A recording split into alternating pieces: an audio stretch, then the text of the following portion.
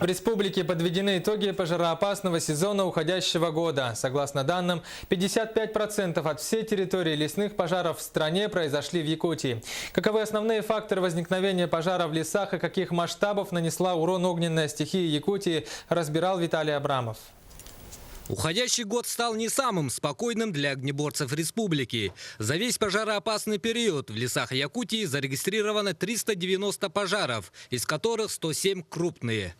Площадь, пройденная огнем, составляет 813 тысяч гектаров, что составляет 55% от всей территории лесных пожаров в стране. Общий ущерб лесному фонду составил более 3 миллиардов рублей. Благодаря тем усилиям, которые оказали и агентство лесного хозяйства Российской Федерации, это практически в двух периодах, первых и вторых волнах лесных пожаров, у нас на нашей территории работало 550 пожарников. Уже 13 июня в 3 улусах республики были объявлены режимы ЧС. А 30 числа этого же месяца был введен режим чрезвычайной ситуации уже по всей республике. Основными причинами лесных пожаров являются пресловутый человеческий фактор и природно-климатические условия. Ежедневно на тушение пожаров в среднем привлекалась группировка практически 1500 человек.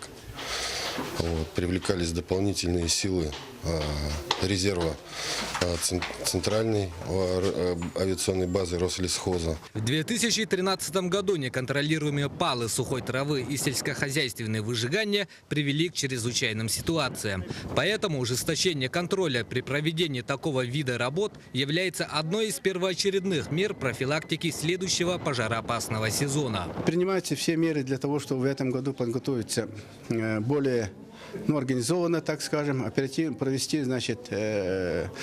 авиационный мониторинг более такими силами, экономичными силами, это малая авиация, силой малой авиации. В этом году мы используя эту малую авиацию, сэкономили примерно 7 миллионов рублей, которые были направлены в увеличение количества полетов, летных часов. Кроме того, в этом году достигнута договоренность об утверждении порядка компенсации затрат на тушение лесных пожаров в режиме ЧС за счет резервного фонда правительства Российской Федерации. Это позволит окончательно решить вопросы с возникающими ежегодно долгами за тушение лесных пожаров. Виталий Абрамов, Иван Семенов, НВК Саха, Якутск.